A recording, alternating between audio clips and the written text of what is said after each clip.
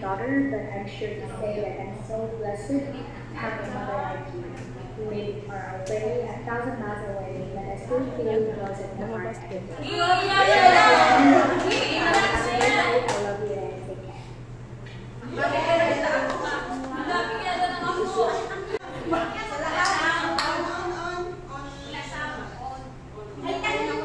you and take care.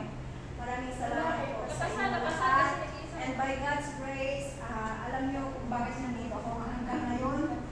Thank you so much for the friendship and for the prayers.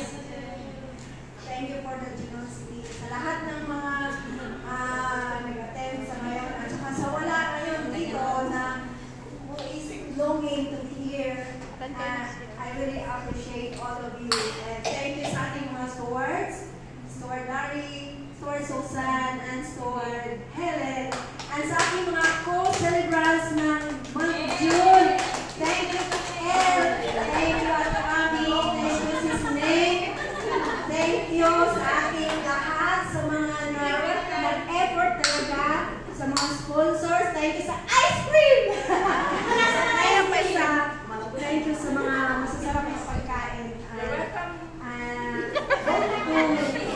Celebrating with you again next year. Amen.